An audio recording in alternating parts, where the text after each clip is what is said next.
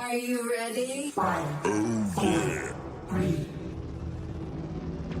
2, 1, 0.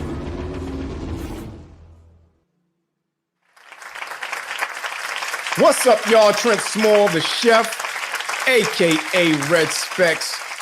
I'm here with my brother and co-host Papa Wolf, aka Alpha Moon, and my boy Pinky is in the building as well. And as y'all know, this is food for thought, y'all. Yeah. We're coming to you live every Thursday from 8 to 10 p.m., bringing you real talk on food, music, and the truth that matters most to our listeners, man. Yo, guys all know you can catch us streaming live only on YouTube platform. Also, listen to our audio version on Spotify for creators and wherever you get your podcasts.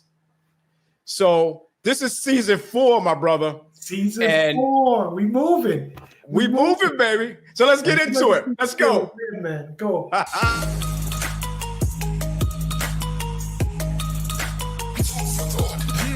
new year calls for a new kind of podcast. Live every Thursday at 8 p.m.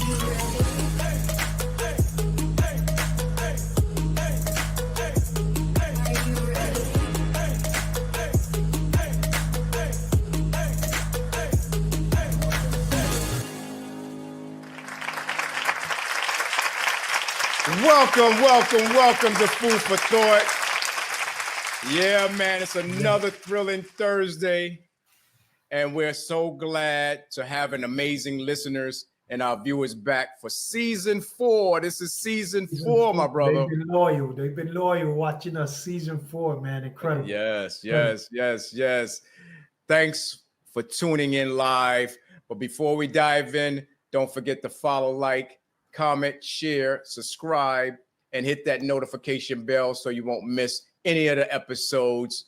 We appreciate you, man, all the time. Big up to our listeners. Yeah, man. Listen, hey, we may have been off the air, but trust me, we have not been off our grind. Facts.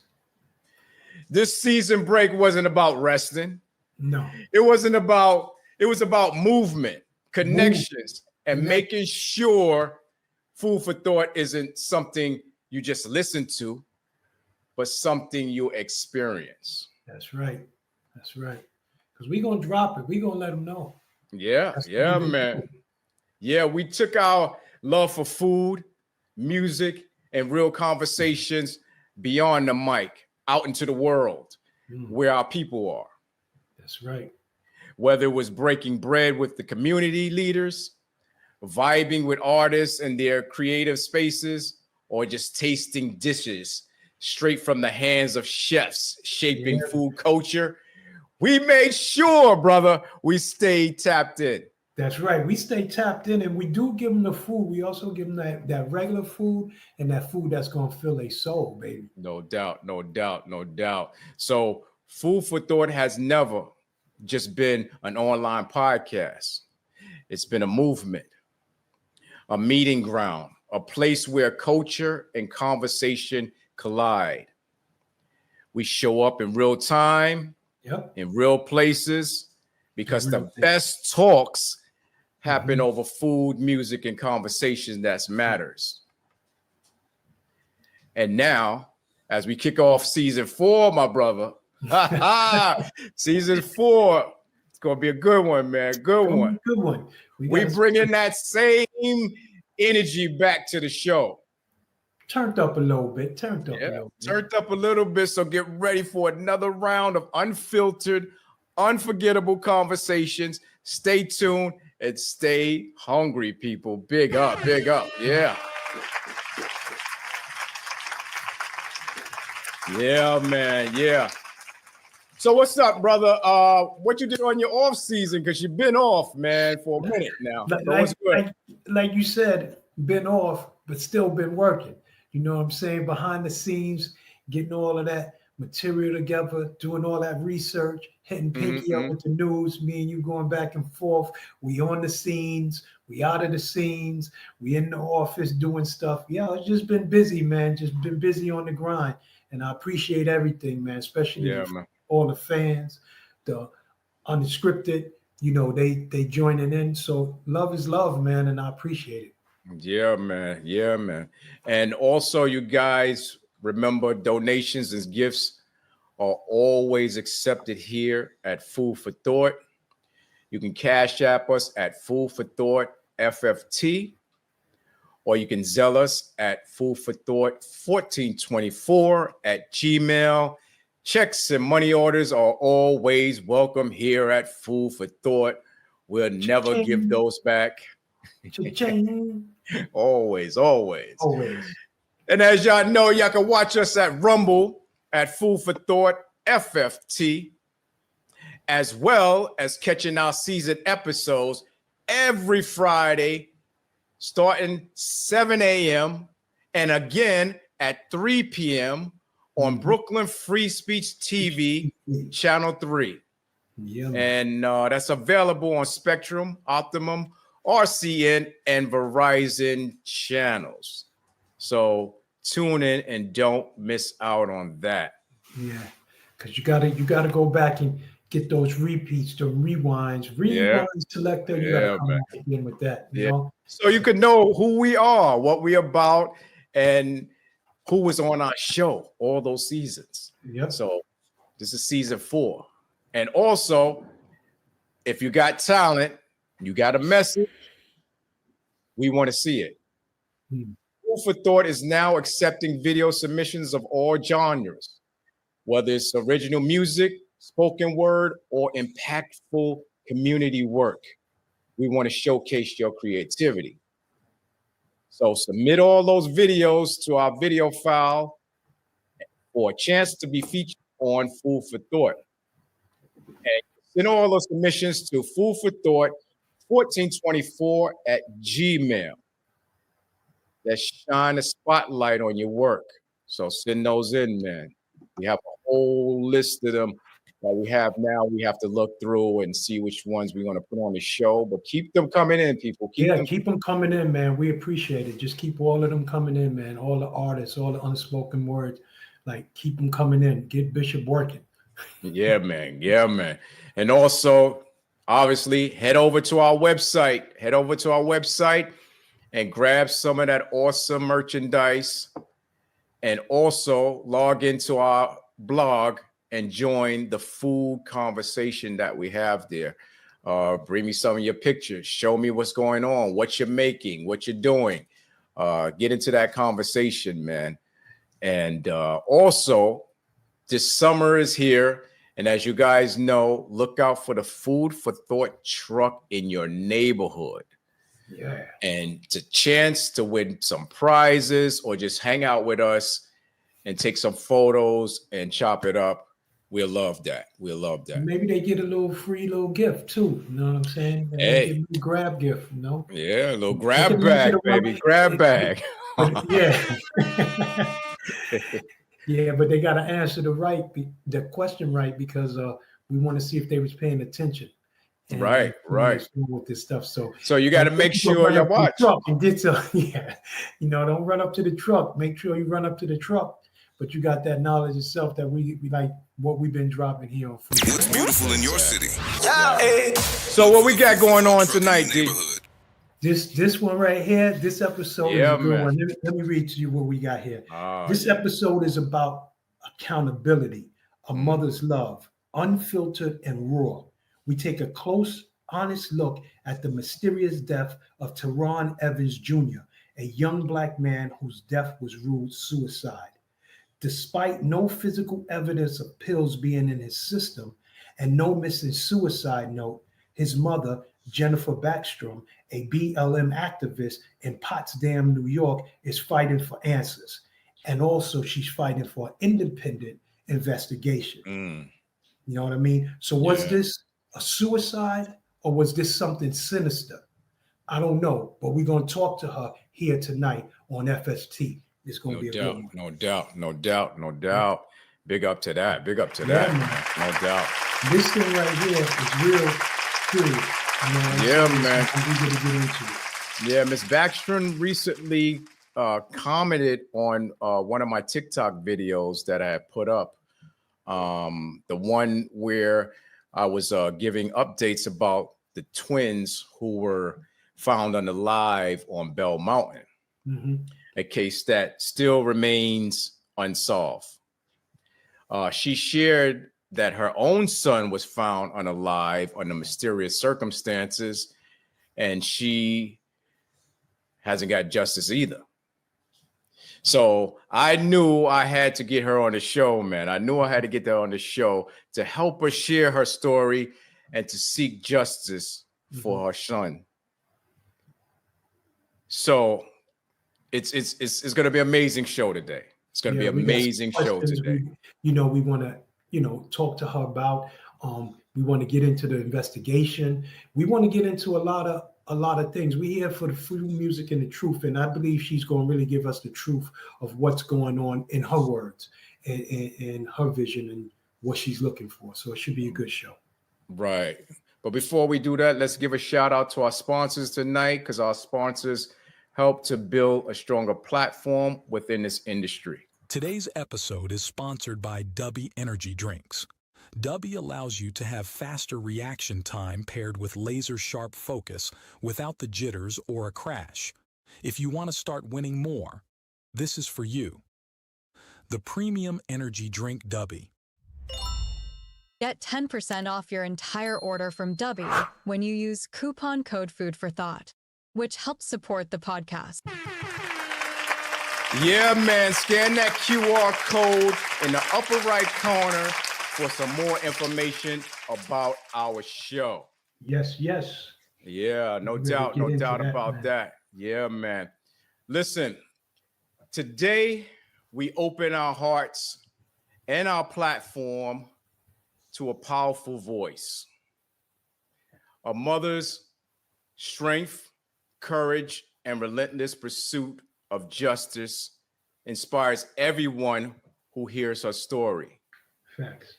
She is an activist, a leader, and most importantly, a mother who is fighting for the truth about her son's life and tragic death. I want you guys to check out this video clip. My name is Jennifer Baxtron. I organized and led Black Lives Matter, Potsdam, New York in June 2020. At that time, I started calling out Potsdam police and other law enforcement throughout St. Lawrence County in regards to their racism and in regards to the unsolved, unaliving case of a little boy named Garrett Phillips and the framing of a Black man named Nick Hillary. There's an HBO documentary called Who Killed Garrett Phillips? Just a couple weeks after I started Black Lives Matter Potsdam, New York, my son, Terron Evans Jr. moved to Potsdam. From the time he got there, he protested with me and others in Potsdam and throughout St. Lawrence County. On January 8th, 2021, a woman that Terron had previously been seeing, named Crystal Kemp, and her adult son, Brian Gates, claimed that Terron unalived himself in their home in Potsdam by taking over 50 Wellbutrin pills. In his autopsy, there were no pills found in his stomach, no pill residue in or around his mouth, and no signs of vomiting. Crystal and her son lied about their whereabouts. There were 5 responding officers, 2 Potsdam police officers, and 3 St. Lawrence County sheriffs. I only received 1 body cam video from Potsdam police officer Jared Lavoie. That body cam video was redacted down to 2 minutes and 36 seconds. And that body cam video was from the scene. That's the only body cam video I received out of 5 responding officers from the scene. I'm still being denied the initial 911 call. The supposed unaliving note that Crystal claimed Terron put on Facebook, on a Speed Mentality Facebook page that none of Terron's family or friends ever knew about, is fake. Both the page and the fake unaliving note.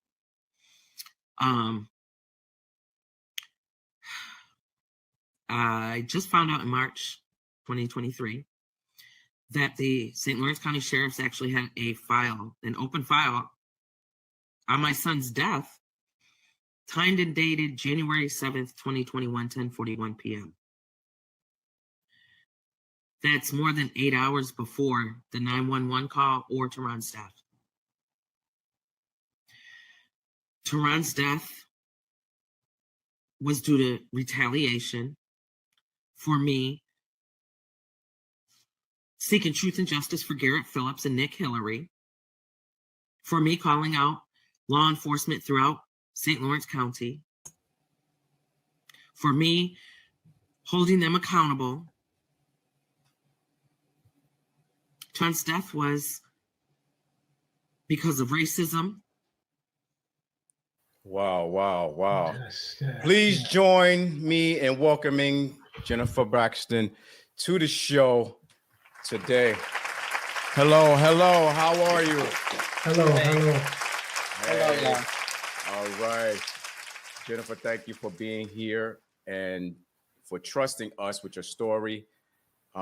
We stand with you, and we are honored to help share Terron's light with the world. Yes.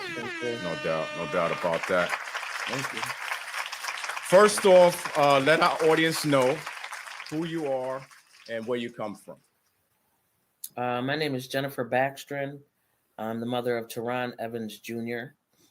My hometown is Syracuse, New York. Terron's hometown was Syracuse, New York, born and raised. I moved to Potsdam, New York, because that's where my foster mother, who raised me for 17 years, lives. Many people ask that question. Why did I ever move up there? It's because that's where my mom lives. Right. So I moved up there around 2012, and lived there until 2021. My son Terron Evans Jr. moved to Potsdam, New York in 2020.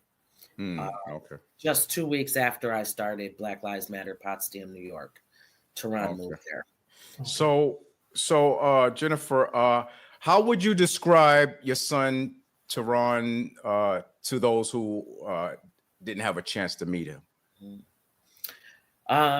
So Terron and I look a lot alike, and that smile, his smile made others smile. It was contagious.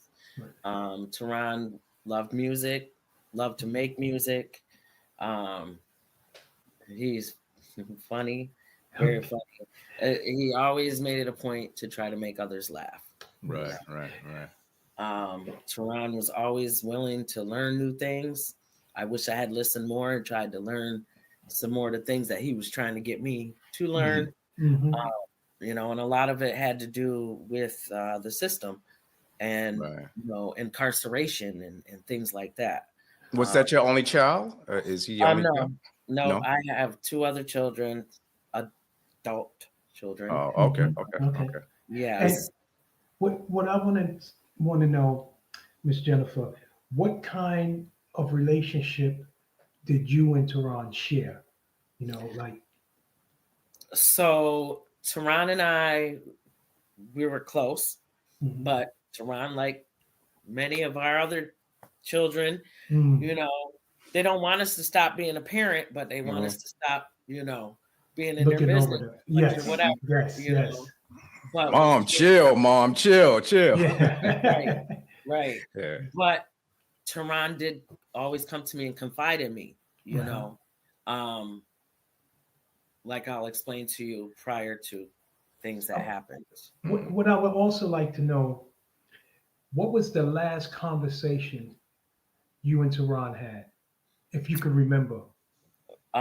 So the last conversation face to face that Terron and I had was, Mom, she's crazy, and she said she was going to kill me.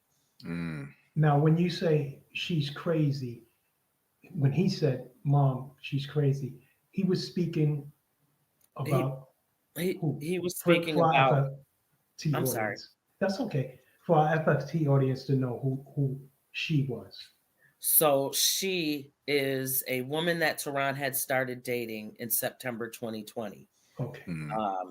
So that's who she is. I'm not sure if you want me to mention names on here or not. We're gonna get into it. Okay. Yeah, I mean, I can't imagine. But how have you been coping emotionally and spiritually since your son is passing? Because I know it must be tough. It must be hard. So I was kind of actually watching another podcast the other day about grief and coping and stuff, and listening to the other parents, and I didn't realize that this was a way that I've been coping, but it is. As far as every single day, I'm making videos, I'm emailing, I'm calling, I'm protesting very, very often, whether it's in Potsdam, New York, Canton, New York, Albany, New York, Washington, D.C., here in Syracuse, New York.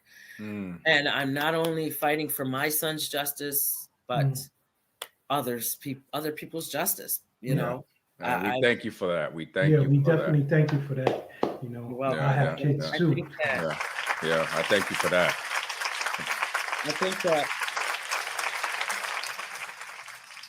I think that by me doing that every day is how I'm coping.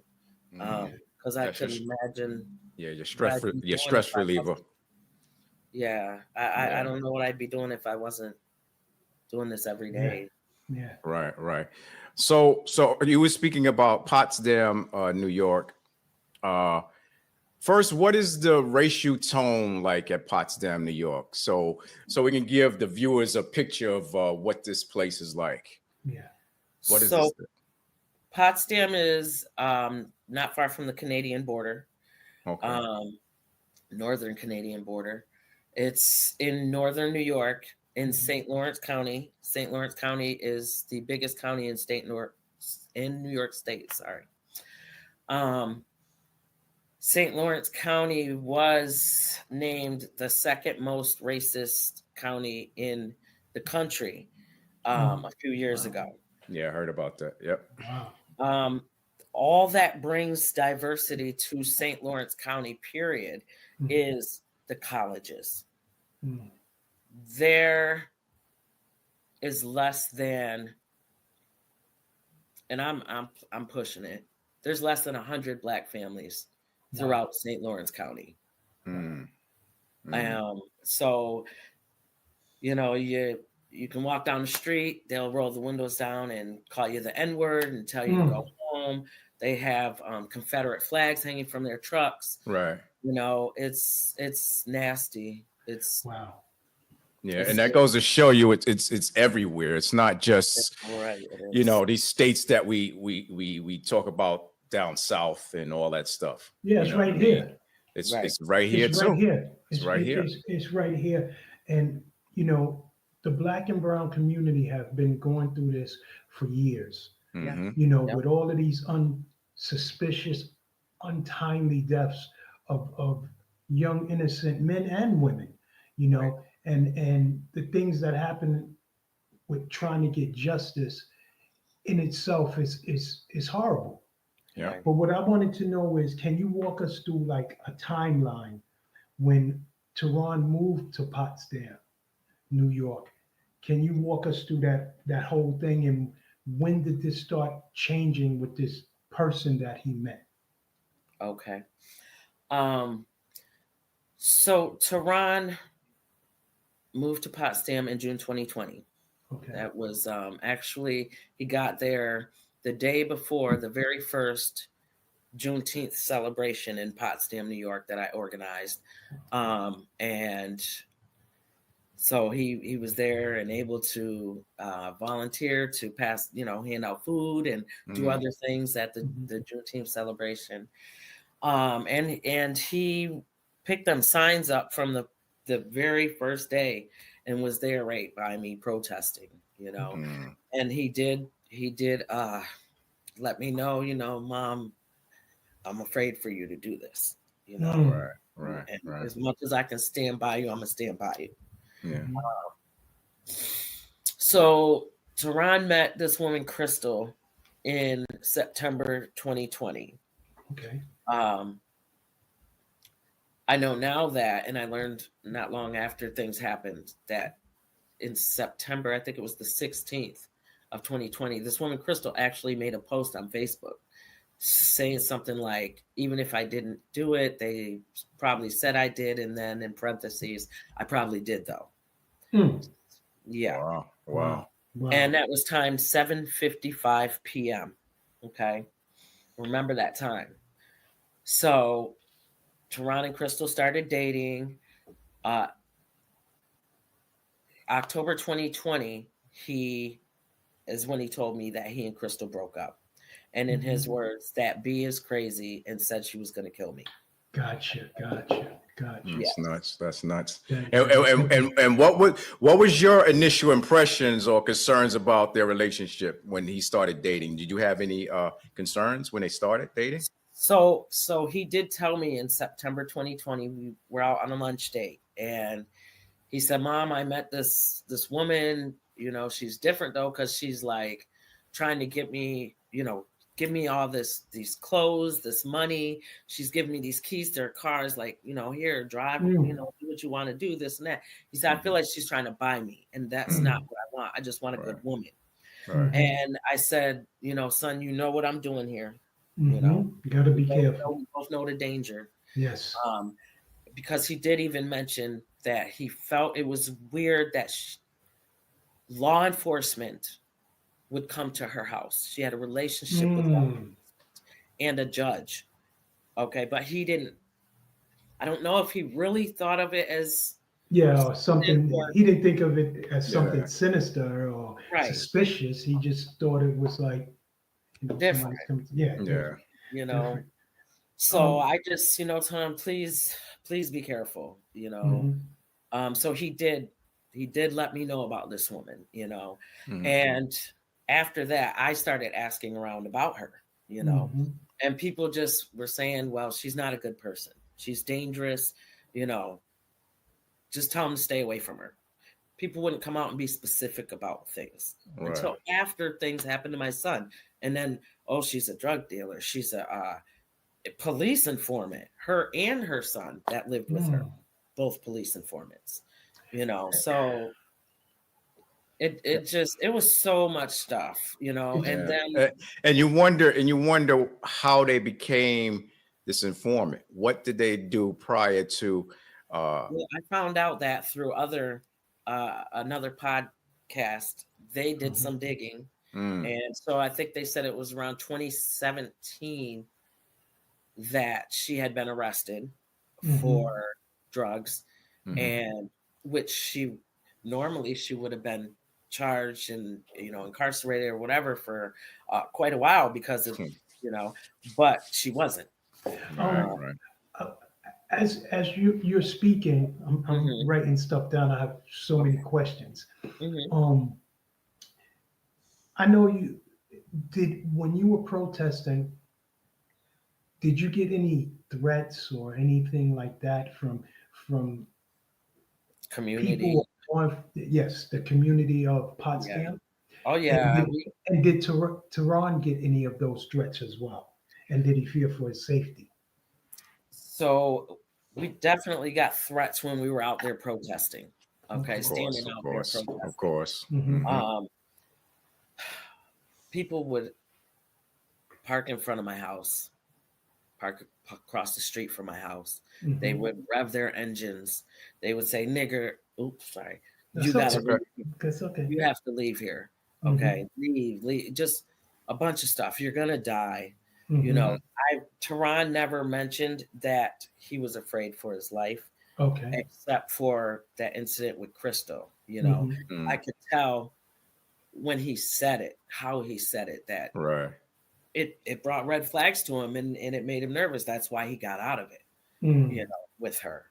And how many people were with you? Like, do you have a group of Black Lives Matter people with you? How many were with you to make a safe haven? You know what I mean? Because you wasn't by yourself, right? Well, so it started out with me. And so that was June 1st, 2020, when I started it by myself. By the next day I had, a couple days later, I had a team of 6. Okay. One other Black person besides me. So everybody else was white. Okay. by, I believe it was October 2020. It was myself and one other person. And it wasn't the black man. Oh, he resigned because he was afraid for his life. I mean, So- he was so scared. So now he just left you there. Yep. And you continue the mission on your own. Yeah.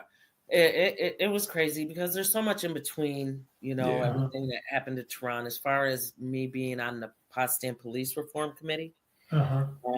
Because Governor Cuomo ordered Executive Order 203 on police reform in or around August 2020.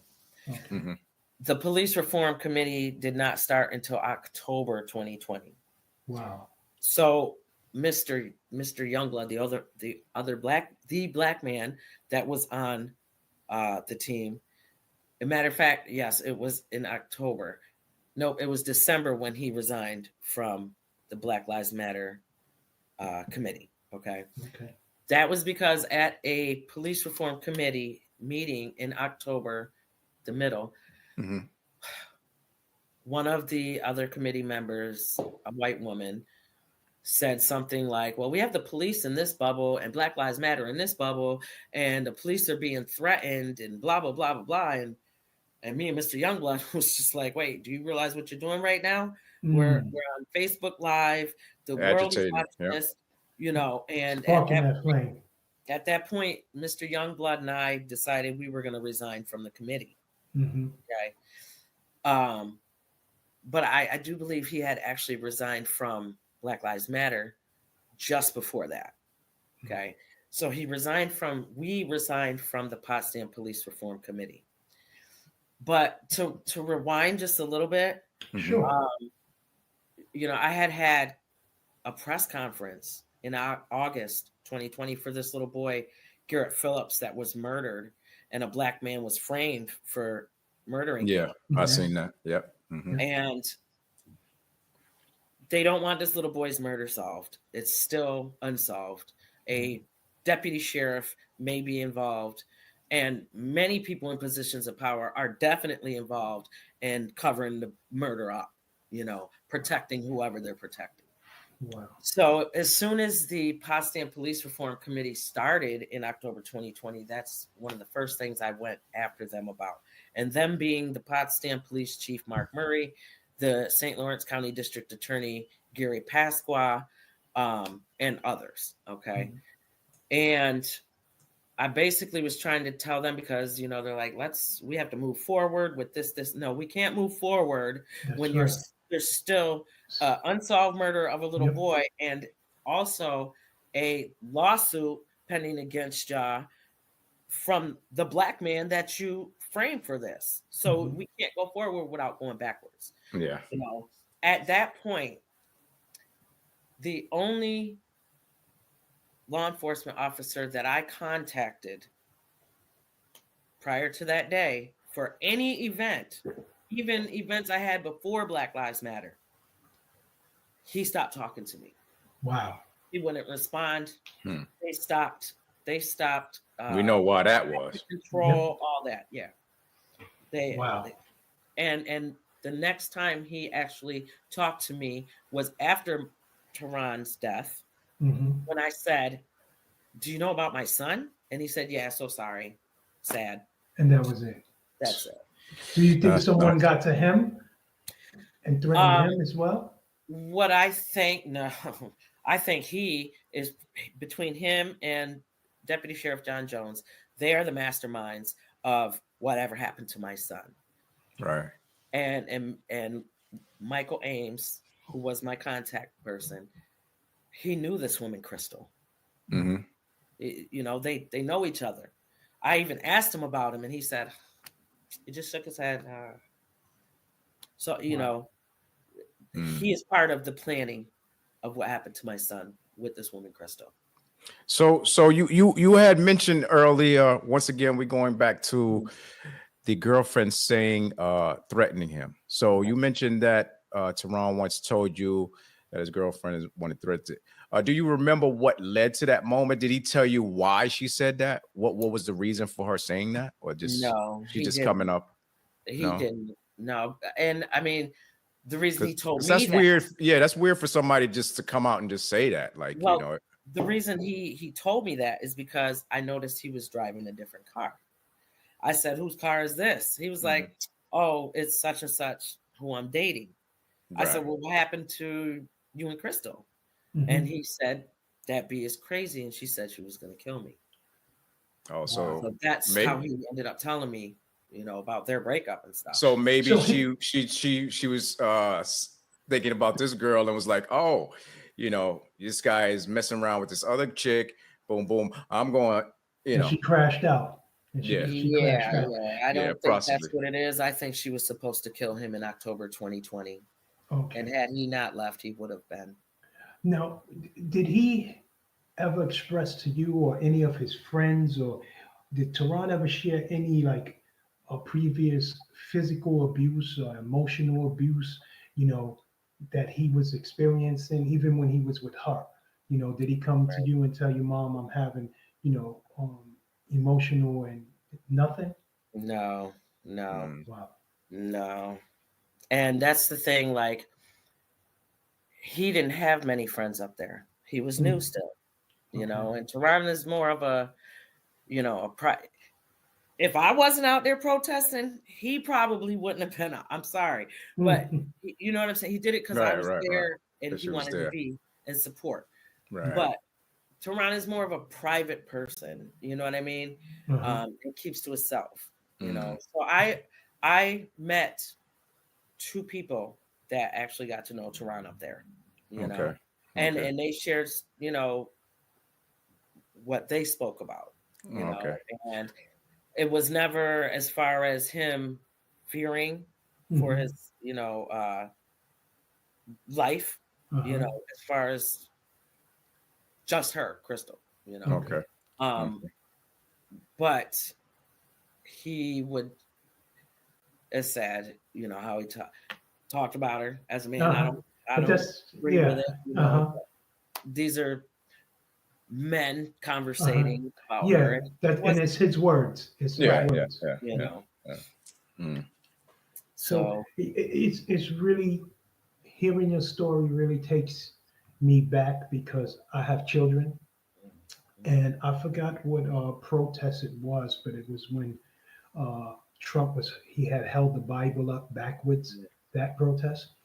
And my son was out there protesting, and I was so nervous, but at the same time, I was happy that he was taking a stand, right? You know, for something that he believed in, something that our ancestors fought for, and Dr. King marched for, and you know, these things we want to instill in them, that it doesn't have to be the violence, you know, and stuff like that. But then it turns around for peaceful protests, and these type of things happen mysteriously. And also my daughters in them was protesting in another state. And I, as a father, I was nervous, you know, for them, you know, but it's just sad. So your story does awaken, you know, my thoughts and stuff like that, to make me say like, wow, this, you know, this is truly sad. Yeah, and it definitely real. And like Respect said, it's not going on only upstate in Potsdam, New York. It's not. This is all over. Right. It is. And we really need to have people wake up and see what's really going on and take it seriously. Yeah. And it's only getting worse. It's I like was getting ready to say that. Yeah, since your boy arrived, not your boy, but I'm saying your boy arrived, everything just is in chaos. You know, now we having these.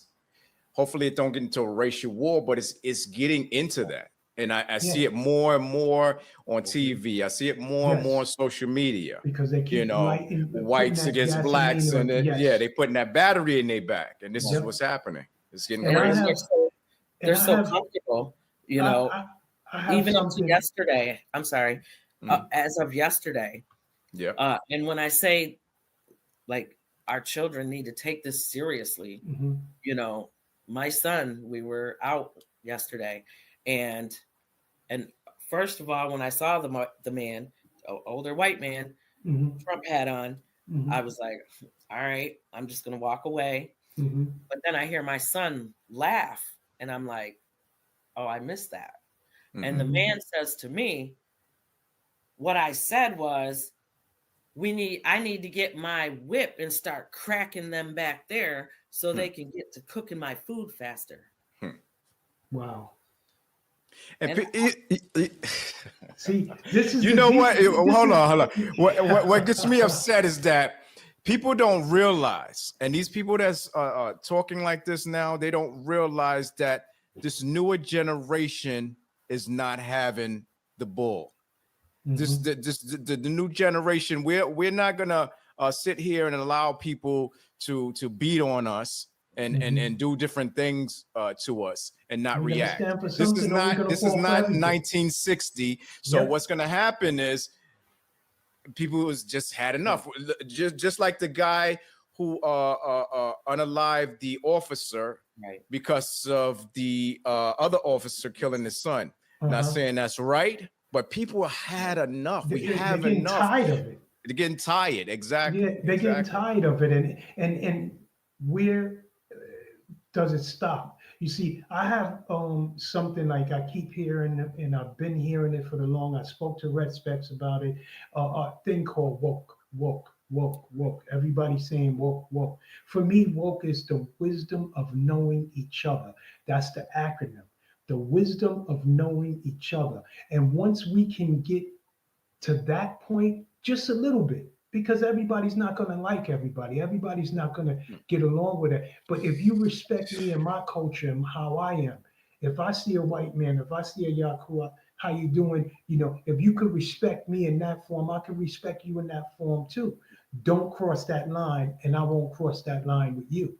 But like Respect said, this new generation, they're not gonna have it. They're not gonna put the pause on it.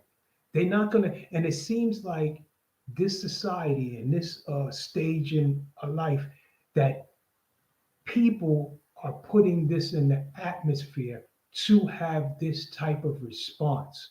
We have to make ourselves aware of what's going on, make ourselves known that there is triggers out there that people are trying to do to activate certain things, because when they harm, kill, or maim a person of color, a young person, this gets people more and more and more riled up. You know, and it's sad. You know what I'm saying? It's sad. So Jennifer, let me ask you, how did you first hear about your son's death, and what were you told? So on the morning of January 8th, 2021, around 9 a.m., the St. Lawrence County Sheriff, McCarter, came to my house to give me the death notification. And he said, is Terron your son? Yes, he is. Why? We got a call that he was unconscious from his girlfriend. I said, you know, girlfriend who? Crystal Kip? And he was like, well, that's not the name we have because they call her Hamilton, Crystal Hamilton. And he said, yeah, by her, but he was unconscious due to an overdose of medication. And, you know, that was pretty much it. Because I think I seen a video that you put up. I guess that was the first initial when the cops came and told you that. Yeah, when McCarter came and told me. And you know, of course, I already knew that they knew her. You know what I'm saying? And so I'm like, Crystal, you know, the one that you guys know, and he denied that, you know, knowing her and stuff. And it's like, you know, really. And if you listen to the video good, you can hear that he's receiving and sending text messages before I come out. Now, enlighten me, because the cops came told you that his girlfriend, but he wasn't with her at that time. Am I correct? As far as I know, he was not. I don't understand how he ended up back over there. That was my question. How did he end up there if they weren't together? Right. You know, exactly. And that's what I would like to know. So I guess I want to ask you what part, if not all, of that story sounds suspicious to you? Every bit of it. Okay. Every bit of it. Okay. You know, that's good. I've had people come to me and tell me their own stories about this woman and their loved ones who barely made it out of there. And they didn't question her. They didn't question, investigate her, or anything like that. So I don't know if you listened. So in my link tree is pretty much everything that they gave me. Okay. And so one of the issues is, one of the main things that lets me know that law enforcement is part of whatever happened to my son. So I got a file that was dated January 7th, 2021 by the St. Lawrence County Sheriffs. The call wasn't put in until 6:49 a.m. January 8th, 2021. They never had contact with Terron. Wow. Ever. So there's no reason for a file to be created before his death. That's very suspicious. Okay. But in that file is a sound-only interview that Officer McCarger did with Crystal, her son, her best friend, and her sister-in-law at Crystal's home, but it was verbally dated the morning of January 8, 2021. So that was the interview for Crystal and her son.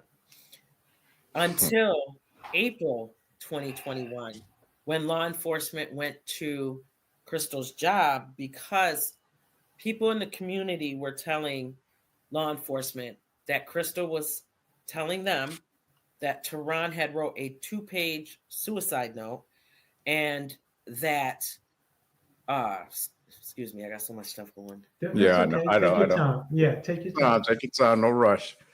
That Terron had written a 2-page suicide note. And I mean, there's so many lies that she told. Believe it.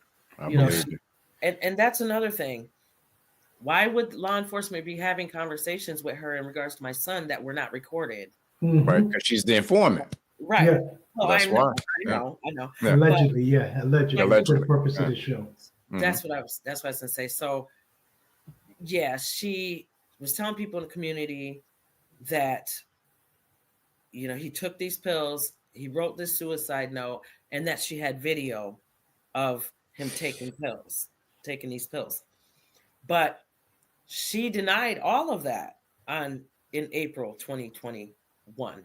And then she says, she's telling McCarger and Engel, to St. Lawrence County Sheriffs, well, remember, we talked about this, and I told you I didn't put up the surveillance outside until after she protested at my house, calling me a murderer. Right. I should have heard that somewhere, from the police. And then she says, and I don't have surveillance inside my home. If you look at the pictures from the sheriff's department, there is a surveillance camera. I can't remember the name of it. I got one myself, but I haven't used it in a while. But it's sitting right on her coffee table on top of a book about murder. Wow. Yeah. And as far as the surveillance outside her home, in the video that's in my link tree, when you watch the Potsdam police officers go to her door to finally knock, there's a surveillance camera right there too. Yeah. So these are discussions that they had that I should have had those discussions. Yeah, you should have been previous to those things. So, because I watched the video as the cops was coming in. Your son was on the bed, and she's pretending to do CPR. Yeah. First of all, the cops, being first responders that they're supposed to be, they know you don't do CPR on the bed. Right. There's no way you're going to get chest compressions on a bed. Right. They should know that. They should be on the floor.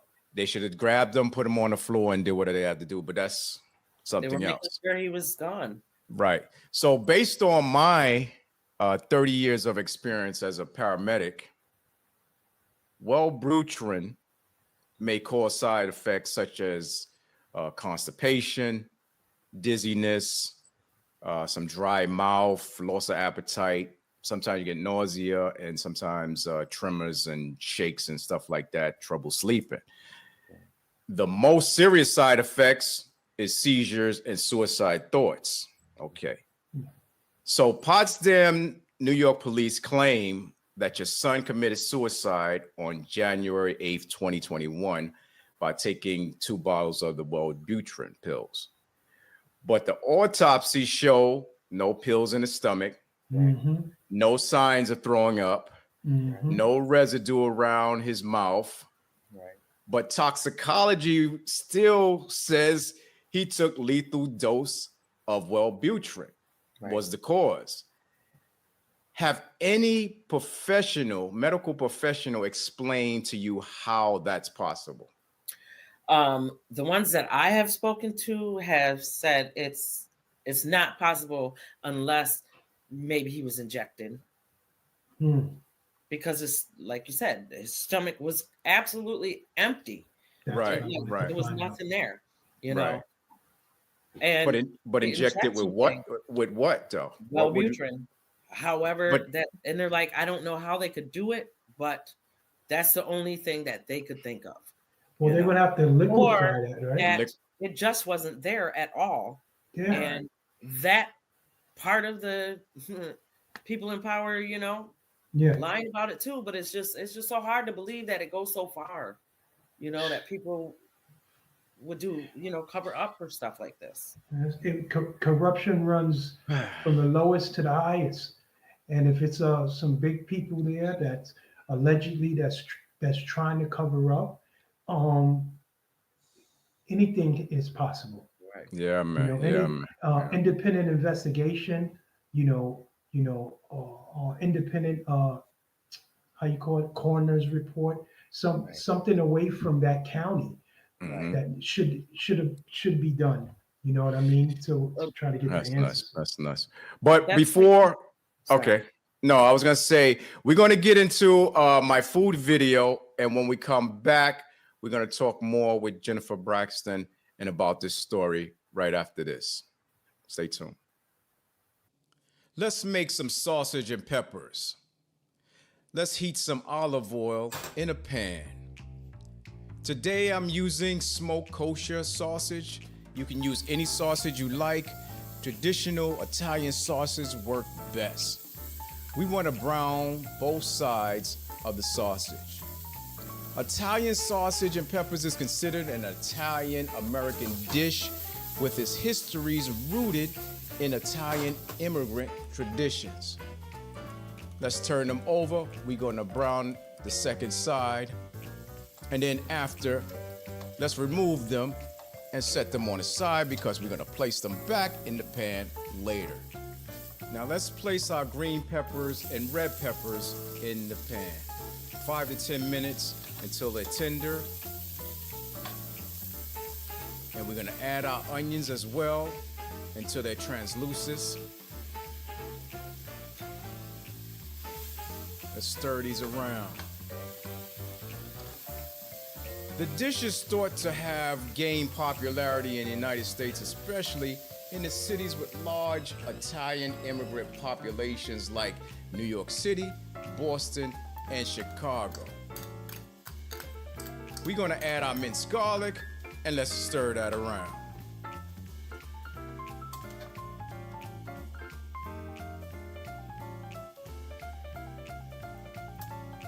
Now I'm gonna add my oregano as well as my basil.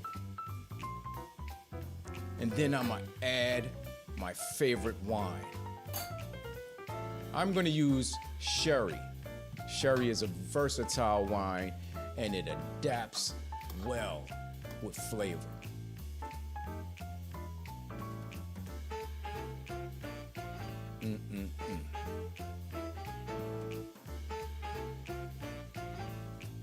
stir this around. Good depth of flavor right now. Now we're gonna add our sausage back into the pan. Let's give that a stir. See how those peppers are becoming soft? Now we're gonna add our crushed tomatoes in.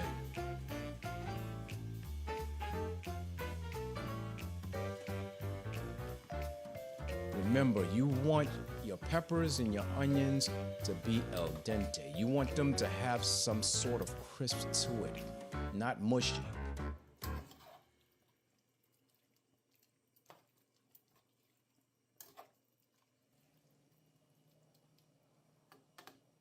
All right, now let's cover and give it 5-10 more minutes, and it should look like this.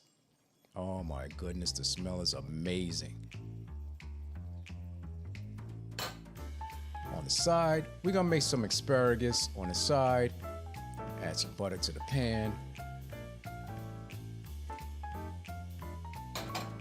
Let's get those onions in there. Remember, translucent. That's all you need.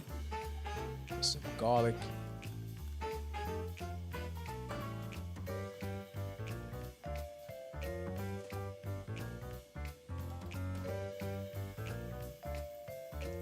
We're going to place our asparagus inside.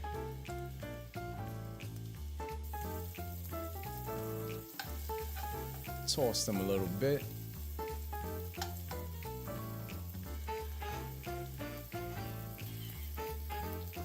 Add some pepper onto that.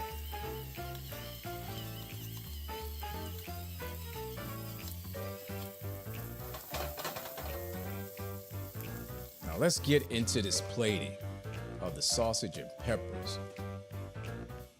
The Feast of San Gennaro in New York City, Little Italy, somewhere where I grew up, is often credited with its early popularity of this dish.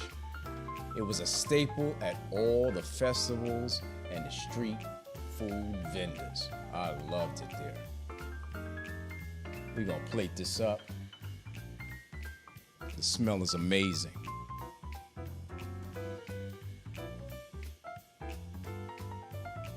I'm gonna put our asparagus right on the top.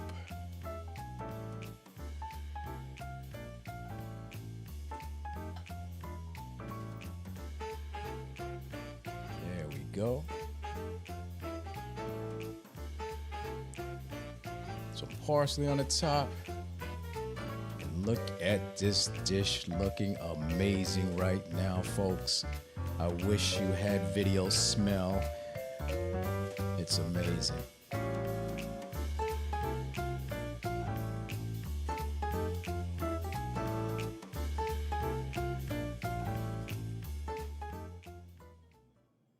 Now for the final taste. My sausage and peppers, asparagus.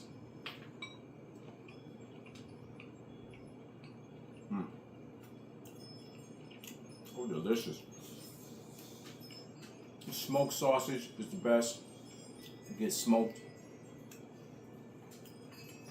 The tenderness of the peppers.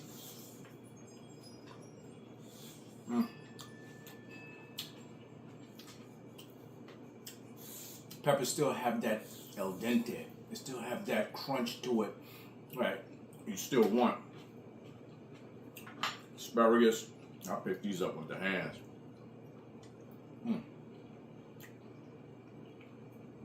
That's why I use butter on my asparagus with the onions and garlic, because it brings out the flavor more than traditional oils and stuff like that.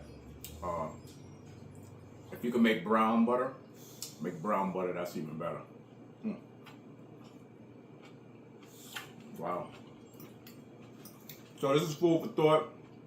Thank you guys for tuning in.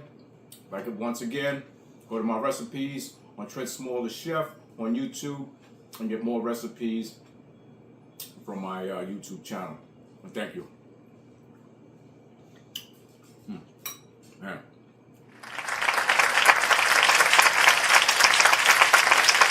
Yeah. All right, welcome back to Food for Thought. I'm your host, Trent Small, the chef, aka Alpha Moon is in the building with me. BK Pinky will be in here a little later. Thanks for staying with us. We've been talking with an incredible, strong, and inspiring woman, Jennifer Baxtron. She's mother and an activist and a fearless advocate seeking justice for her son, Terron Evans Jr. Welcome back to the show. Welcome back to the show. Yeah. Thank you.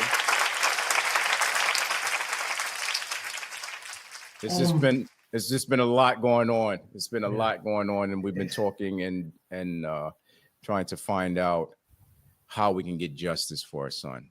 Yeah, and I'm hoping that with this podcast we can spread this word, get it out there. It's just so much information on this internet. There's so much misinformation that the youth and some of the older people, they just don't realize what's going on. But when you was there talking, I was writing down something. And can you describe the experience in trying to obtain, or did you ever try to obtain the information report from the Potsdam Police Department? And if you did, what did they tell you? So actually, they were the first ones that I put my FOIL request in with. And immediately they gave me that body cam video. So there were two Potsdam police officers that arrived on scene first, Lavoie and Stevenson.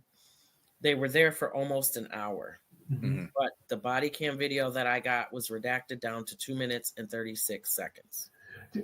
236 was Crystal's address also.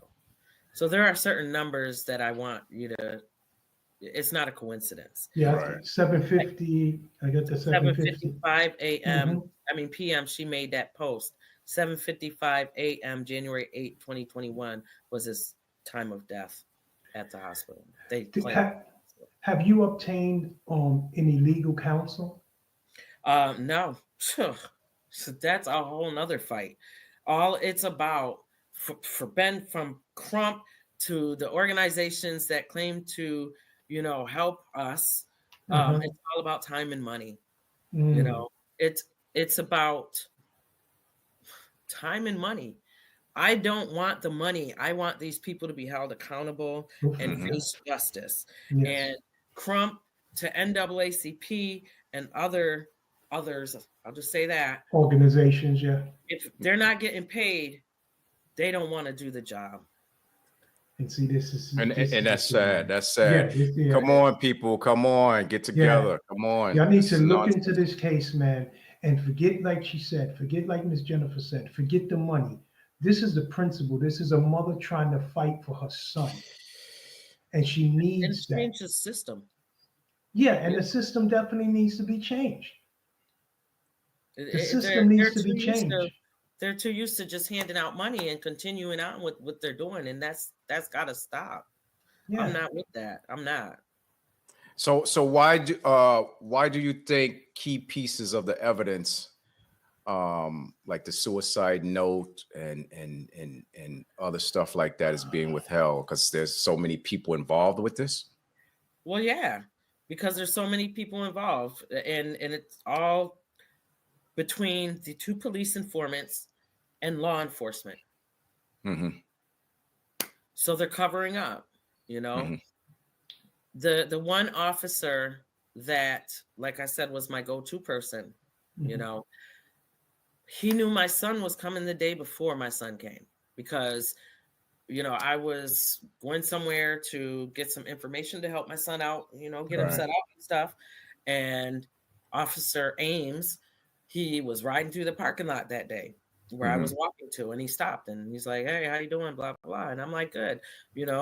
And we talked, and he was like, well, maybe you can go there or here, or, you know, have him come to me and talk to me. So, you know, you trusted him. Yeah, you trusted in him. You know, but I would like to rewind just a little bit. Yeah, go ahead. So in 2019, I started a petition. Actually, before I started the petition, I organized a protest for this little boy, Garrett Phillips, because as a mother now of a child who's been murdered, I can't just, you know, my thing was to fight for Nick Hillary, the black man framed for killing Garrett. But as a mother of a murdered son, I can't not fight for Garrett too, because he still deserves that justice. Right. You know. So I organized a protest in 2019, and I contacted Lieutenant Ames from the Potsdam Police Department, and that should even be in my link tree. The Facebook message from October, I believe is October 2019. And right in the beginning, it said, I know you and your people in your department are not going to like this, and I pray nothing happens to me or my family, but this is what I'm going to do, you know. And he said, come in, meet with me and the chief, and, you know, we'll discuss things. I go in, the chief's not there. We sit in the lobby and talk. And he goes on to tell me that he believes that Nick Hillary murdered Garrett Phillips. And on my way out the door, well, before he told me that, he told me that's not how he wanted to spend his Saturday. Wow. And that was the first thing that I was like, okay, yeah, he's definitely part of this too. As far as what happened to Garrett and how they treated Nick. So on my way out the door, he made sure to tell me, I don't even like John Jones, which is the deputy sheriff who should have been investigated in regards to Garrett's case. So after I left there, I started a petition seeking truth and justice for Garrett, for the New York State Attorney General, FBI, whoever could get involved to investigate this little boy's death. Now, mind you, when I met with him in October, you know, that's when he told me that that's not how I want to spend my Saturday.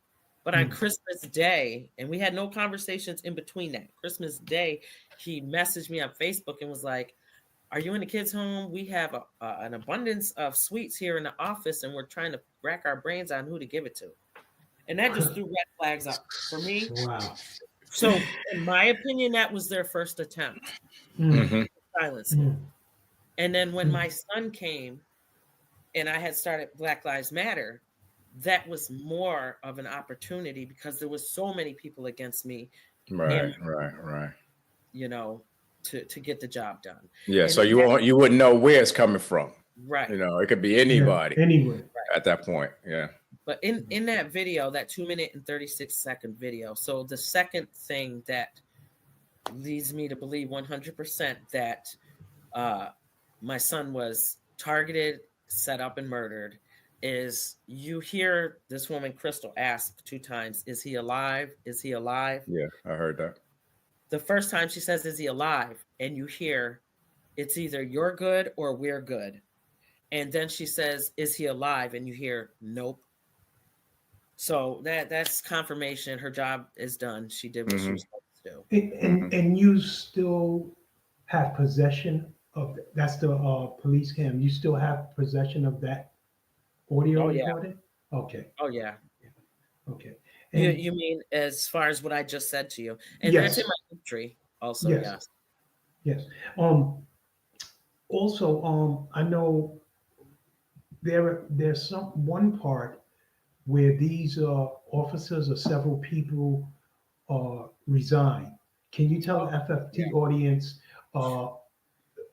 these people that resign, and you know, do you think the DA's office and has any connection to this case? I'm trying to step lightly on this, you know, for the purpose of the podcast, but do you think they have some type of connection with this, and who resigned? Definitely. So again, there were 5 responding officers to the scene, 2 Potsdam police officers and 3 St. Lawrence County sheriffs. But again, I only received that one body cam video from the scene. Now, the sheriffs claimed that none of them had body cam videos at all. The other Potsdam police officer claims that he left his body cam video in the office on the charger.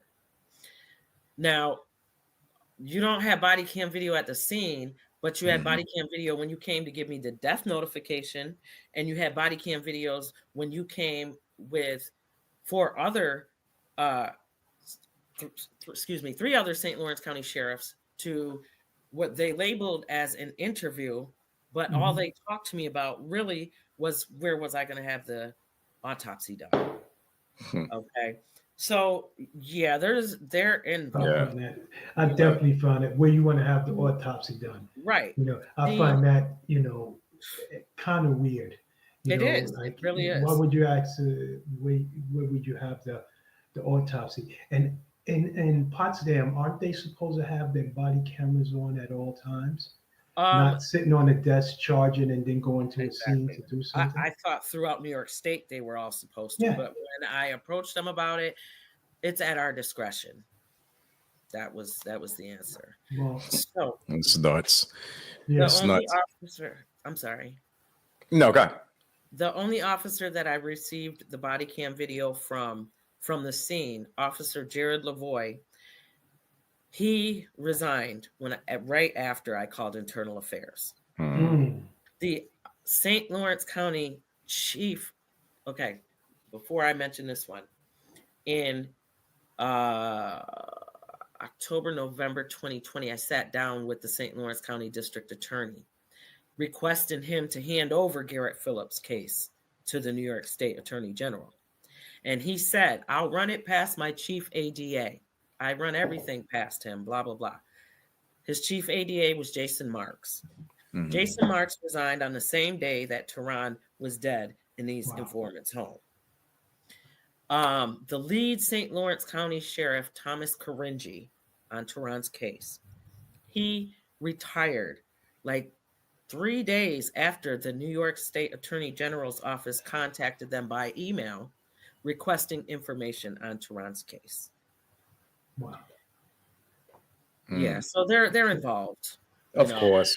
Because why would you even do something like that? Why would you resign if you're not guilty of something? Right. And the thing about Jason Marks, the chief ADA, is he was in the district attorney's office when Garrett Phillips was murdered and resigned pretty much because that district attorney at the time would not bring charges on Nick Hillary because there was nothing, no evidence, no proof, no nothing. Yeah, nothing. And he resigned.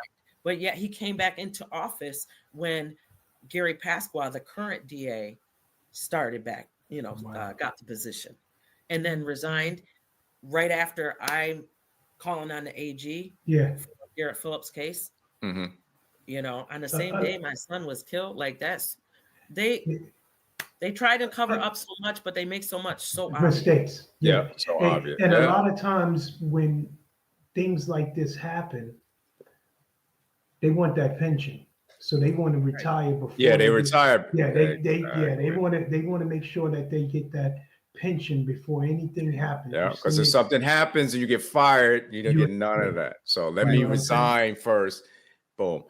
I want to ask you, what made you suspicious? Because you was talking about the Facebook suicide note or whatever. What made you suspicious about the Facebook suicide note and the account it was posted from? So the account name was Speed Mentality. Speed Mentality. So myself, none of Terron's other family or friends ever saw that page. Never knew anything about it.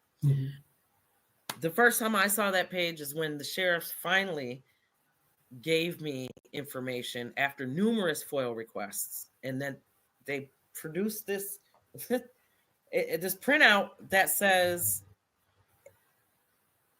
I can't even remember the word right now. Yeah, you don't have to go into sentence. It was like a sentence, So it went wasn't his handwriting. That's what I was going to ask. Right. Well, not handwriting, not handwriting because it was on Facebook, but not his words. His words. That's not There how you go. Terron talked. Yeah, exactly. You know? That's what I meant. But that's the thing. She went from a 2-page suicide note that she was telling community members to now she's producing this this suicide note that's a sentence long on a Facebook page that nobody's ever heard of, and she's the only friend on. So, has there been any investigation, like a cyber investigation of these or this social media platform? And was it on just one social media platform, which was Facebook, or was it on multiple social media platforms? Well, as far as I know, it was only Facebook, but God knows, like, I feel like there's so much in dark places in regards to my son, you know, that we'll probably never see or know about, you know. And they didn't do any type of cyber investigation or anything like that you know of? No.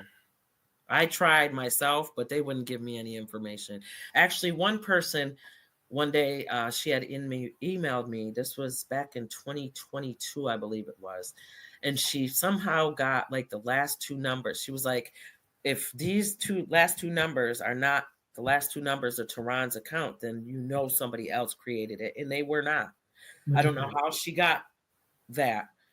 I guess, you know, sometimes you can go in and try to say you lost your PIN number or whatever. Yeah, she was able to provide that to me, and it wasn't Terron's number. And if she's with you know, for the circular show here, and she's an informant, they can have somebody get that information for her, you know, right in the office. Right. They can. She probably didn't even have to do anything, you know. If they probably helped her get it. Here you go. Right. Oh yeah. So, you know, it's crazy. And that's the thing too. Like it's also, I believe, I believe like they literally had, like, back in the days, lynching parties. You know, like whatever they did to Terron, it was like a bunch of people, and they watched it happen. You know, and then waited for the results to hear about the results, anyways. You know. So the day before Crystal made that post I was telling you about in September 2020, September 16th, I think it was. The day before that, Jerry Andrews Jr., a community member, I don't know who he is, but he made a post stating something like, if you think Potsdam is racist, then you shouldn't be here, and blah, blah, blah, blah, blah. Okay. Why would, if Terron's death had nothing to do with racism, why would Crystal, who threw a private memorial for Terron, did not invite any of his friends or family, but she invited this Jerry Andrews guy that had a problem with me and Terron fighting against racism.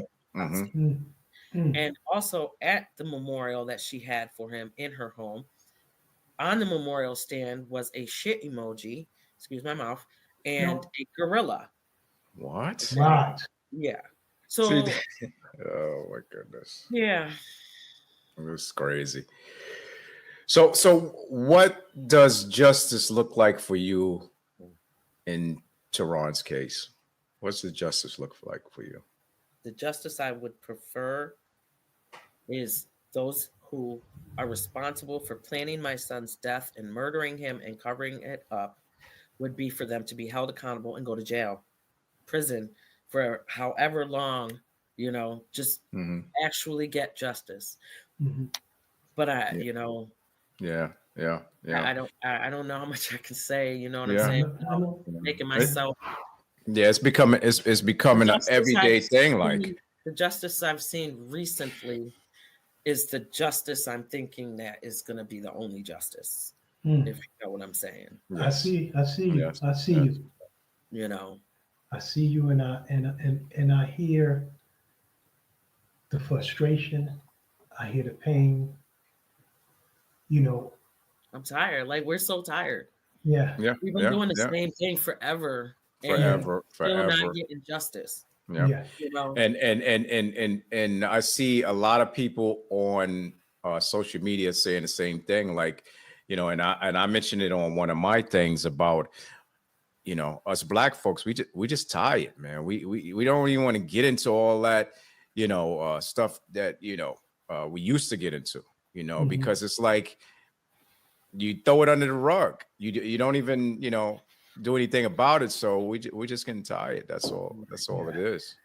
Have you been able to secure any legal support or advocacy from wrongful death attorneys or civil rights groups anyway? I've tried. I've talked to so many in the past 4 years. And like I said, it all boils down to time and money. Have you, I know you mentioned earlier, you said you was on a couple of other podcasts.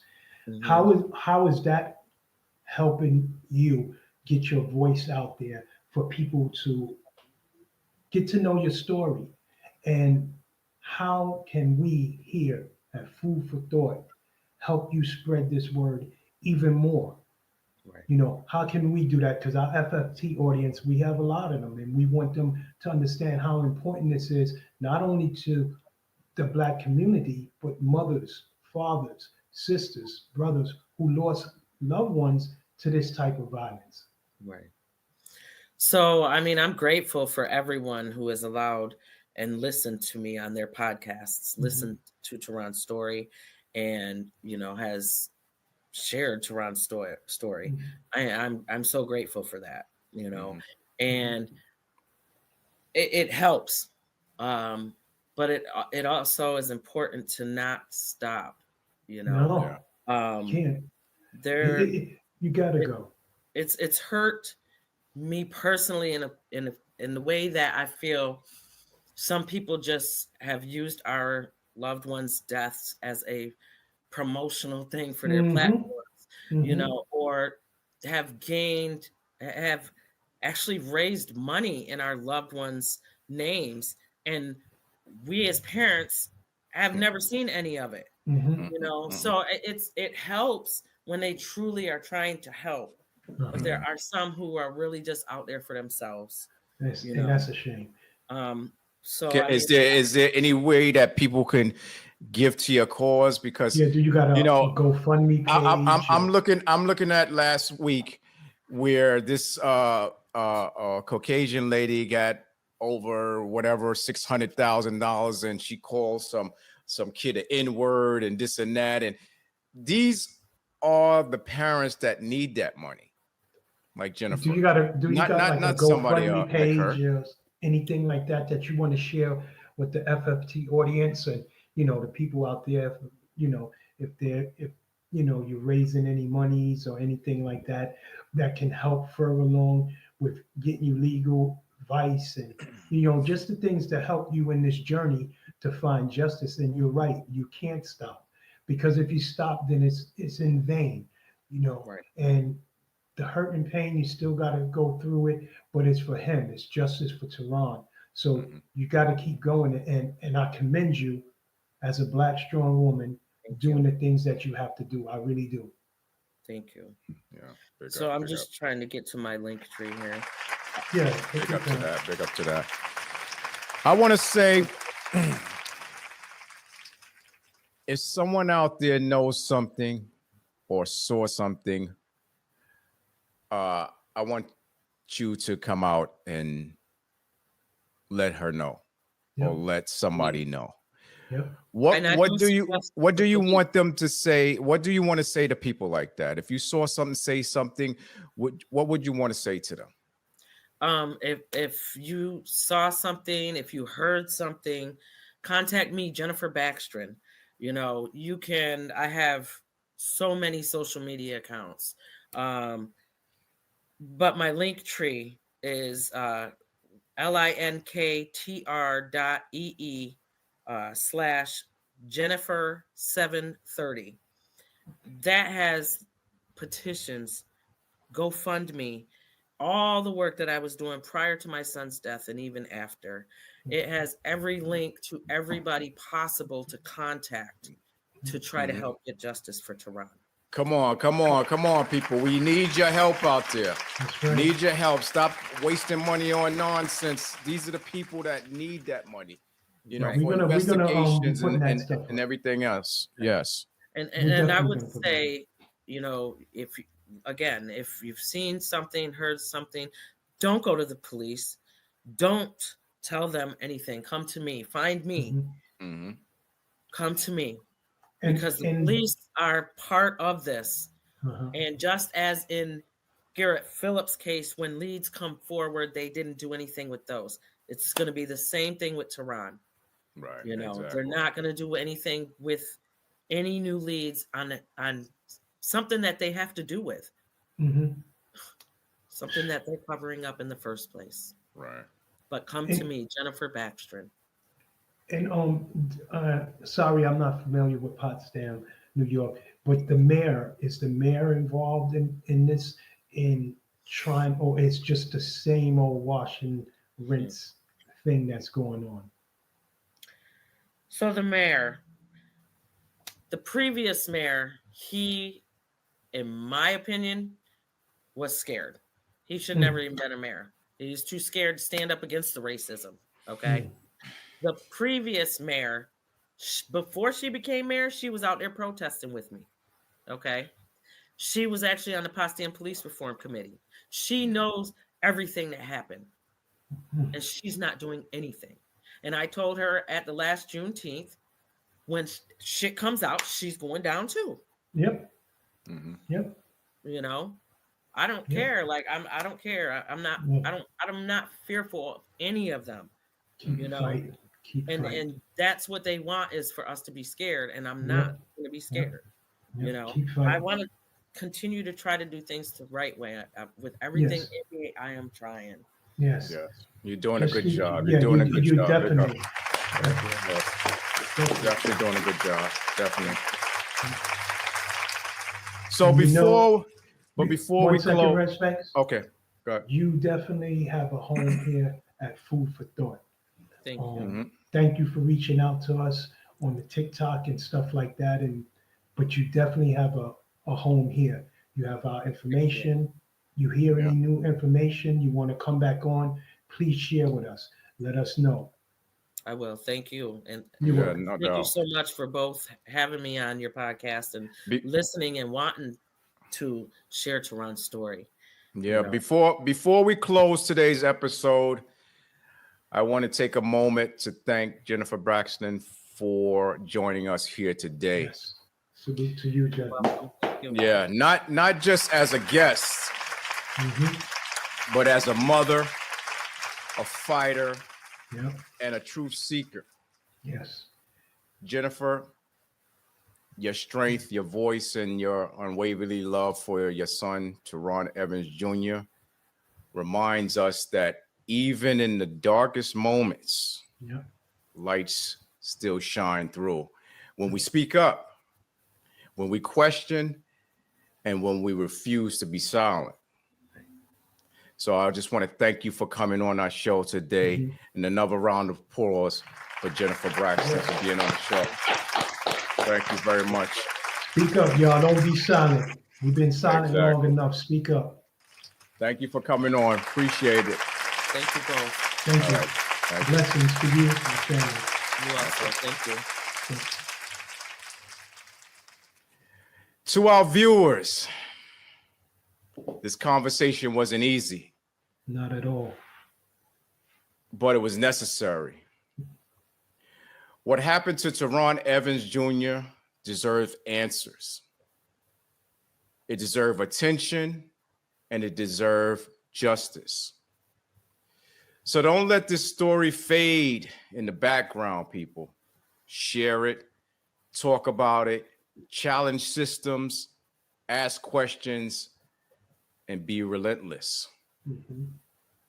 And to anyone out there who is fighting to be heard, who's been told to be quiet, or who feels like their truth is being buried, as you see, you're not alone. Your voice matters. Yes, it does. Your pain is valid, and your fight is not in vain. So let this episode be a reminder that love can fuel justice, and to get together we can demand change when we get together. Yeah. So let's get into our news today from the one and only BK Pinky, because yeah, he's out there giving us news, man, and just we just want to get into what he's doing today, man. You know what I mean? So let's get into his news.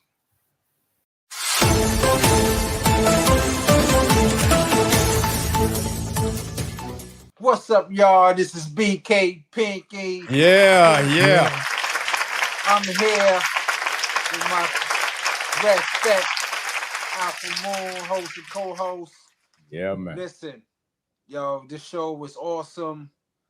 Man, I was listening to the show. Yeah, it was amazing. In the studio, and yeah, man, it was good, man. It really touched me. Mm. And it brought me back with my uncle. You know, he was found dead on June 7th. Oh wow, my condolences, bro. Oh man, yeah, sorry to hear that. And yeah, he was 60 years old. Name was Paul Carter, and he was found dead in Eastern New York, in the industrial part of Brooklyn, on 197 Sniker Avenue, around 7:46 a.m. And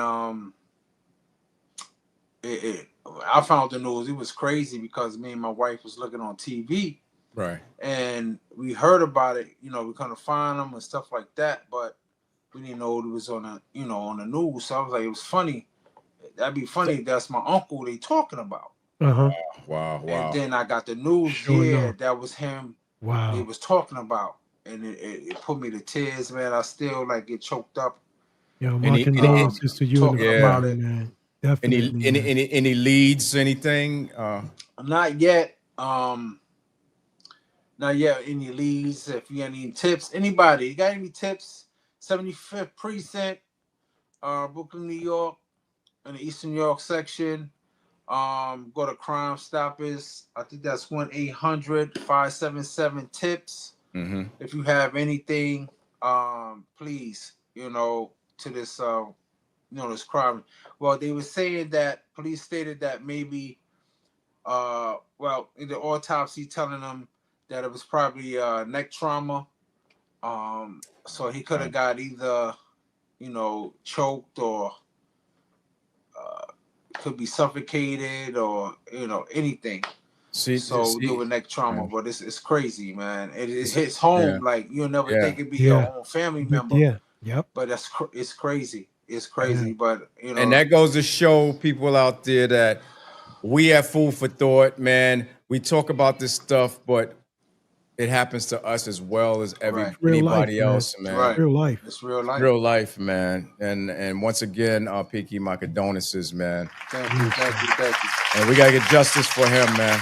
Yeah, definitely. We gotta get justice for him. Any tips, let us know. Yeah, man. So, what you got for us as far as the news, brother? Oh, man. Listen. Well, that Trump, beautiful, ugly ass bullshit bill. Beautiful stinking bill. Yo, listen, man. Beautiful stinking bill. I can smell it from here. Yeah. It was terrible, man. Uh-huh. But also, I'll put a little twist to it.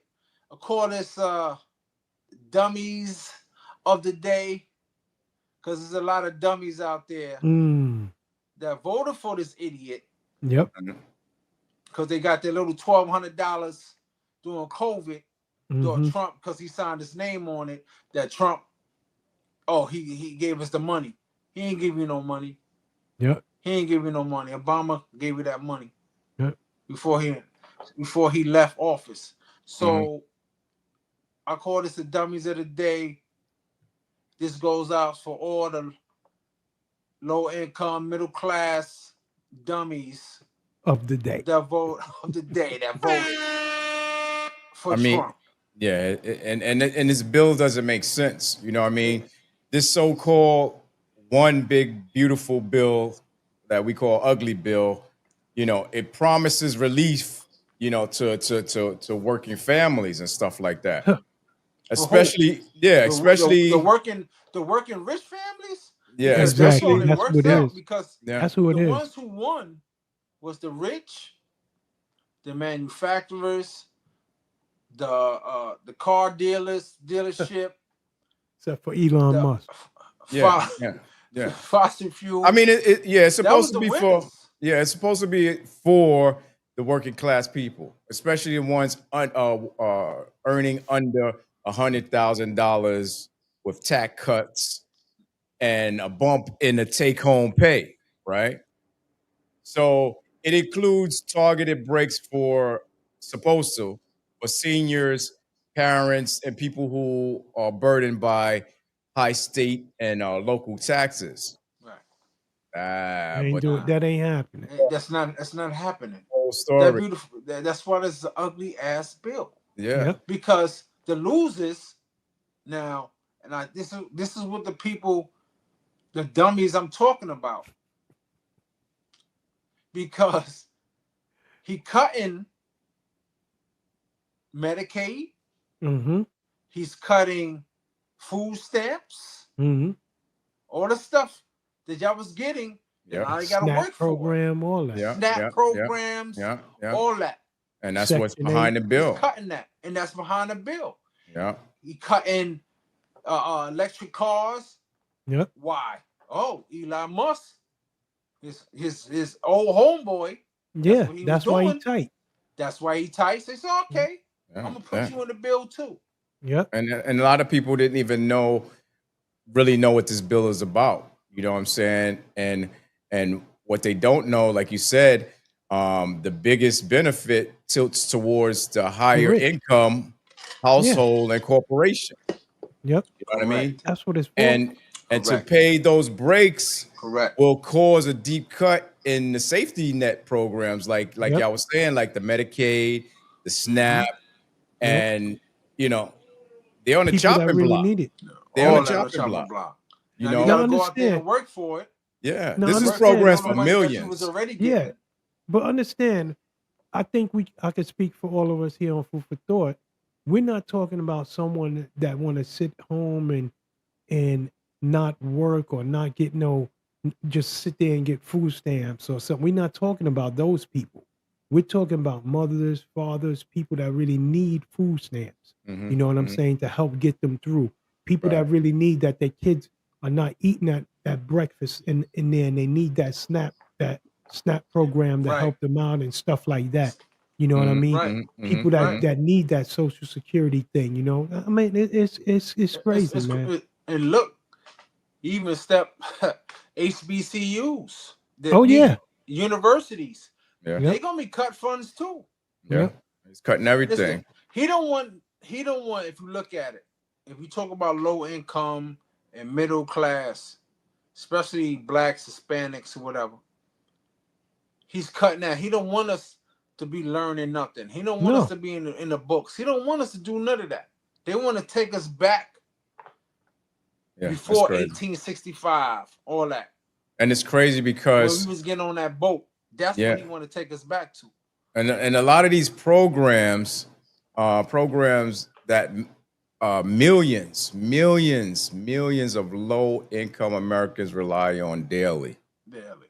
You know, that means, and check this out. That means higher cost of living, right? If you chop these up and take out the snaps and all that stuff, that means higher cost of living for fewer lifelines for families, children, people with disabilities, the seniors. Potentially just wiping out any so-called tax savings they promise. You know what I'm saying? So tell me how this big ugly bill helps. It doesn't help at all. It doesn't help. It's only helping his people. It's only helping his people. That's what it's helping. All them That's what it does. Dead president looking people. It's crazy. Man. It's crazy. You know, so it's like, you know, you want to have these tax breaks, but you're taking away other things that cause you to have to pay more. So there's no tax savings. You're not saving anything there. If anything, you making it worse. And all the savings that you're getting. It's like the reverse Robin Hood. There you Steal go. from the rich to give to the poor. There you Right. go. When the poor give to the rich. Yep. You hit them on the nose, Alpha Man. Yeah. Straight up. That's what it's about. Crazy. We're paying for his toupee. That's what Yeah. we're paying for. And it's tanning lotion. King Tropicana. He's doing it again, man. King Tropicana. But yeah, we were could go on. Yeah, we can go on and on about this, man. But you know. And we just it was just an interesting subject today, you know, and we were talking about your uncle as well and stuff like that, and these unaliving that's not getting any attention, you know. And well, I was talking about the Bell Mountain twins one time, and they ruled it a double homicide. So as far as I'm concerned, it's unsolved, like I said in the beginning of the program. Yeah. You know what I'm saying? And the family's not buying it either. Mm-hmm. And I'm not buying it either. That they, you know. All right. So to the Lewis family, continue to speak and seek those answers, man, for the Lewis family, man. It's crazy. We need justice for them all. To all the families out Yep, there. that's what I said. We need justice for them all. All of them. Yeah. And I was reading up something, man, not too long ago, that they say in the United States, like nearly half of all murder cases go unsolved. Right. So now the FBI estimates around 346,000 homicides and non-negligent manslaughter cases from around 1965 to 2023. They remain unsolved. Yeah. And that's crazy. Yeah, you got to ask yourself, though, Respect, or we got to ask ourselves, why are they unsolved? What? That's an outrageous number. Yeah. It's like they turn the blind eye to these things and really don't really focus on solving these murders. Right. Yeah. It's ridiculous. It's ridiculous. They don't want to. And the rate at which murders are solved, known as they call it clearance rate. These are the ones that are solved. Right. Some experts say that the clearance rate in the United States is the worst in the Western world. You know what I mean? It's crazy, you know, and according to the FBI, they're not really doing it. Yeah. And according to FBI, they're not doing their job because the FBI data shows that nearly 23,000 people were unalive in 2021. 2021. And experts, like I said, experts say almost half of those cases won't be solved. So you know what that number looks like. Exactly. So now what? You're leaving the killers free and the families without justice, man. And that's crazy. That's crazy. A shame. It's a shame. It's a shame. You're like, it's a shame to live in America, man. It's a shame. You go to the other countries and, you know, they talk bad about America. I'm like, you right. It's crazy. It's crazy. right. Crazy. So what else you got, Pig? Yo, man. My condolences to this Texas flood. Oh, yeah. Yo, man. I was looking at the news and seeing all this with the kids. Yo, man. Over 100 people, more than 100 people. And most of them was kids. Yep, at least over 100 people are confirmed unalive. All across Texas. You see the lady in a tree. I'm like, what happened? Yeah. Who dropped the ball on this? They talking about they was with the phones. The counselors don't supposed to have phones. I'm like, but y'all need if something. Yeah, somebody dropped they make phone calls. What about, they said they had supposed to have sirens, but if you go to Illinois or Missouri or Oklahoma, they got sirens when tornadoes come in. They get them sirens. And this happens every decade or so, because this happened before in the same spot before. And this is why I can't understand. Why you update your system? I'll take you back. Why? Because they don't want to pay. I'll take you back. Look at Hawaii. Remember when they had that big fire and all of that? Right. The same. They didn't have no sirens. They didn't have no nothing. How you like? Come on, make it make sense. That same thing happened. The emergency alert system didn't work. They didn't have no sirens. Now look, the flood. They didn't have no emergency system ready in place for people. It's crazy. Yeah, that's a red state. Yeah, Kerr County. Yeah, so Kerr County has been the hardest hit with like 59 adults and 29 kids found unalive.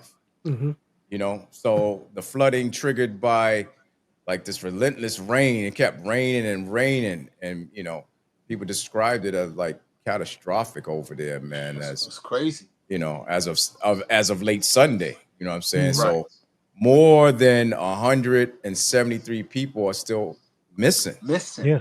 Statewide, just missing. Yep. You know, but I'll give you this. Give you this. And this was a power move.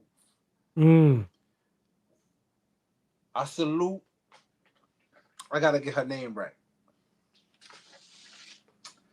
I salute to the Mexico president, first woman of president of Mexico, Claudia Steinbaum Pardo. To me, she's a great humanitarian. She faced the hate, anti-racism. Yeah, from Trump and them. From Trump to our people.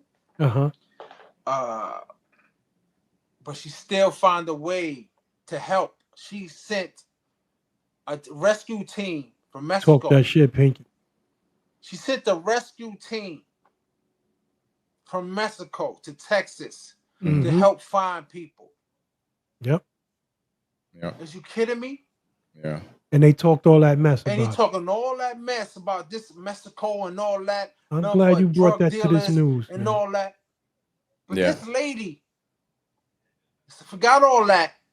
Yep, she put that aside. And put that to the side and said, I'm going to help those kids find that family. Yeah. And you're going to treat these people like they ain't nothing? Yep. Yeah. Miss, I salute you. Yep. Yeah. There you go. Yeah. Because I think they're not going to do it for you. Yeah. Yep. They was do it for you, and that's a red state. Yeah. They wasn't going to do it for you. And I think did it for them. Yeah, I think at least 3 people had died in the flash floodings in the mountains of New Mexico also.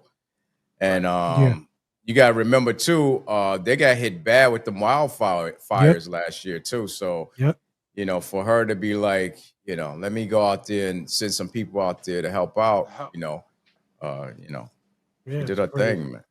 Did her thing. That's she should get a humanitarian award, man. Yeah. Or we could do Nobel Peace Prize. Yeah. Something.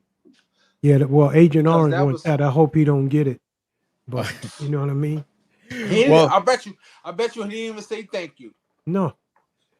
But, supposedly President Trump has signed a federal disaster declaration for Kerr County and FEMA teams.